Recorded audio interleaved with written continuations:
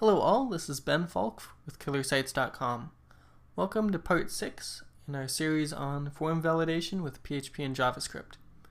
I wanted to spend a couple minutes in the final video in this series to discuss how to make our form functional, as in how to actually take the data from the form and email it somewhere. This isn't exactly related to form validation specifically, but I don't believe we have any sort of contact form tutorial at the moment. And since it seems like we're so close to having something completed and working, I thought it was worth taking the time to discuss this. So I've opened up contact.php, and I'm using the exact same files that I was working with in parts 1 through 5. And I'm going to do a couple edits to it and show you how to get this working. First of all, before I get started, I did want to mention that we're going to be using PHP's mail function, which is here. You can find it on the php.net in the manual, and it discusses a little bit about the mail function and how to use it, and the comments can be pretty useful as far as dealing with bugs and weird quirks with this function. So I wanted to mention that. One important thing to keep in mind is if you're running this on something like WAMP or MAMP, something on your local machine rather than on an externally hosted web server, you may have issues with the mail function. I believe my computer is set up, it won't display any errors with that function, but I won't actually receive any email. So keep that in mind. Make sure if you're going to be testing this, make sure you upload it to an actual server, otherwise you may not receive mail. So let's get started. First of all, I want to add a couple variables at the top here. I'm going to add a to variable, and this is going to be the email that I want this form sent to. So I'm just going to fill out this information with sample data, not worrying too much, but obviously you'll want to replace the sample data with your correct email address and all of your personal information. So to, and then I'm going to add a subject. I'm just going to put something simple.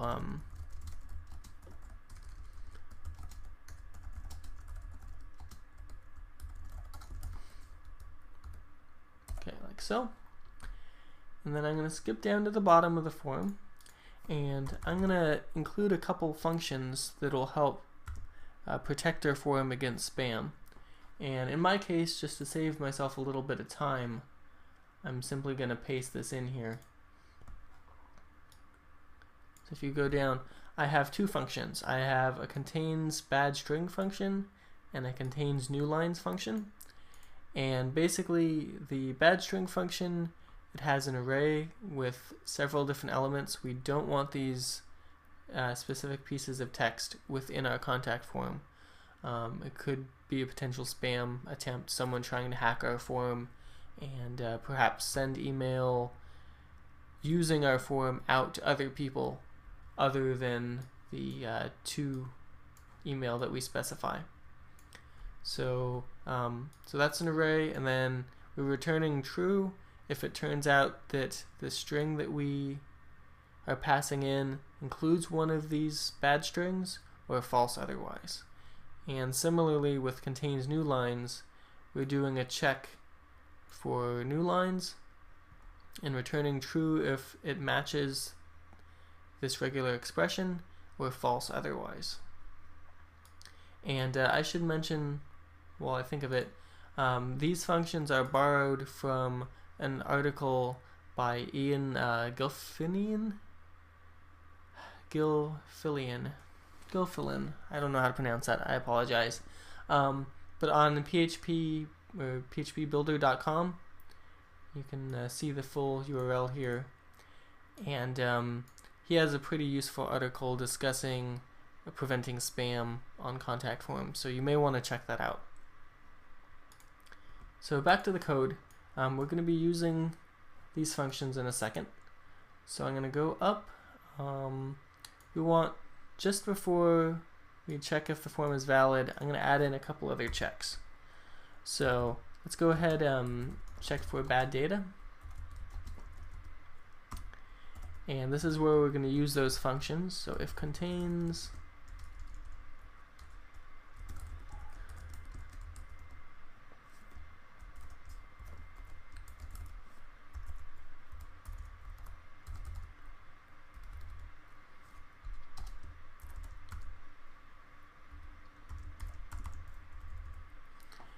okay, so if the form element called name contains a bad string, if that returns true, we know it does contain a bad string, and we'll want to show some sort of error message.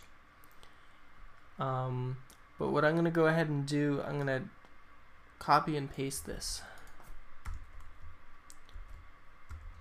And I'm going to include one, I'm going to include name, I'm going to include email,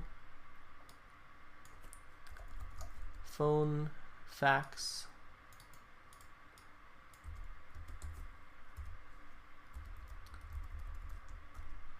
and comments.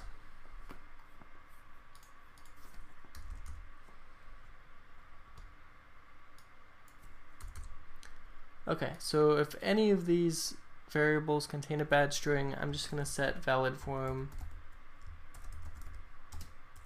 equals false.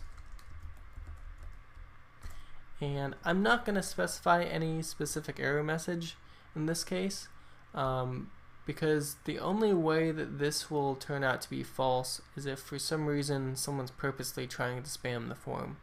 I don't really think you're going to have any legitimate user trying to access this form and getting this error for some reason. So I'm just going to leave it like this. And then I'm going to do a similar thing. I'm just going to copy and paste this whole chunk. And instead of checking for contains bad string, I'm going to check for new line.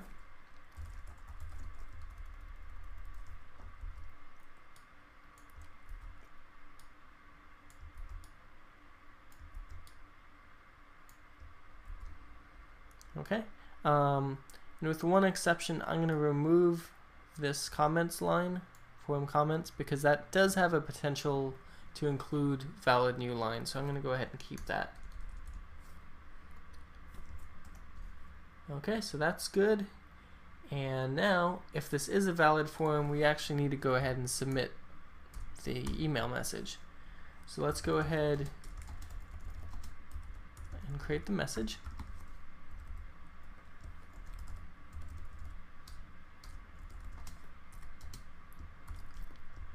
And I'm just going to input all of the form data.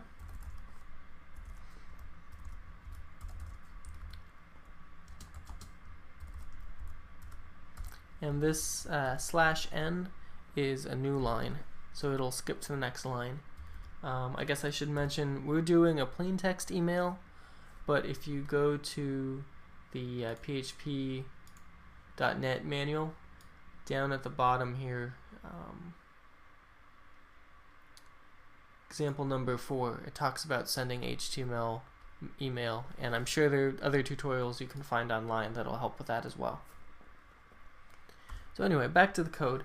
So I started creating my message, and I'm just going to keep on adding to it and add a new line for every single element here.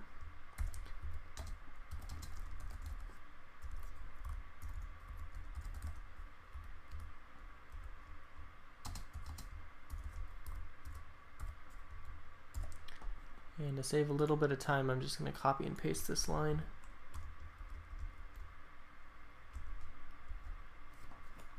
So name, email, it's going to be phone,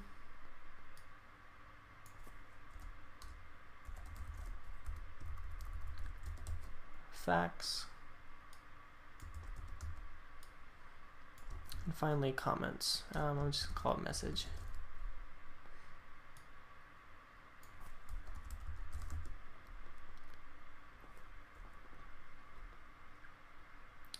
In my case, I'm going to add an extra new line here. So this will go down to the next, add an extra blank line in between fax and message. And I believe that's about it for this section. So the next thing we want to do is we want to add some headers.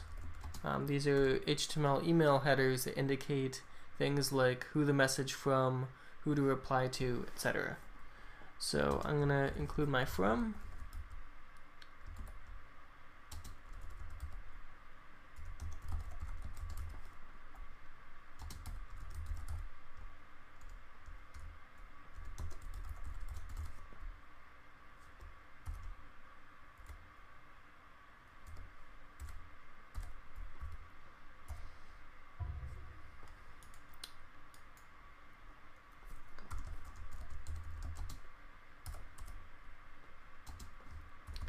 And this is going to be the xSender header.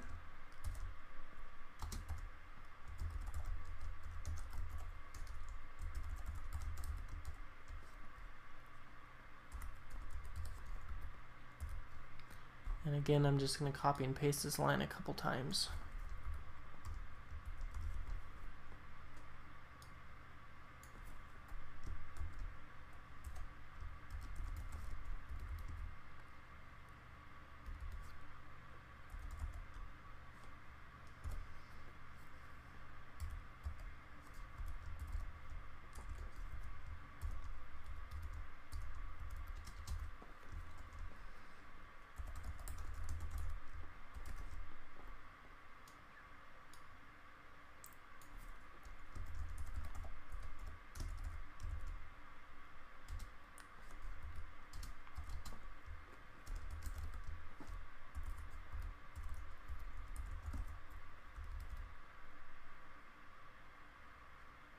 Okay, and we're almost all set. Just last step is to send the email. And to do that, we use the mail function. We pass in the to, the subject, the message, and finally the headers, like so. And then with the mail submitting successfully, we redirect to the redirect location that we specified up here. So let me go ahead and save that. I believe we're good to go. So let me just go ahead and test this.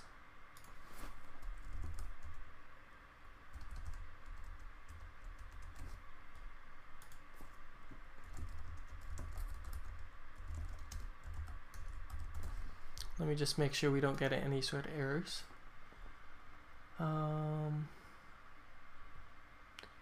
Give me 1 second. Let me go ahead and find this.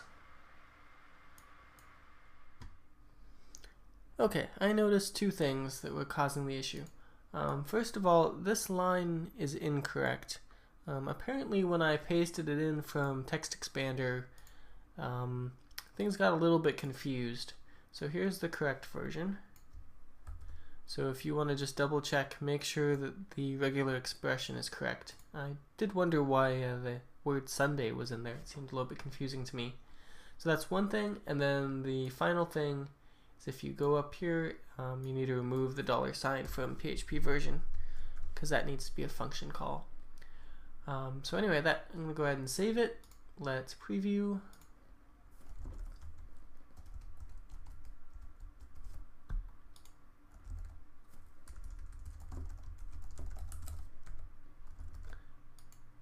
And it looks like we're all good. I've gone ahead and tested this on my live site in a temporary location, and it looks like everything is sending correctly. So when you do test this, let's go back up here. Obviously make sure your information both in the headers and in the to and subject is correct. And if you upload it to your own web server, you should be receiving emails fine. So that's it for this tutorial. Thanks for listening, and feel free to send me any emails or comments on the forum if you have any questions. Thanks again.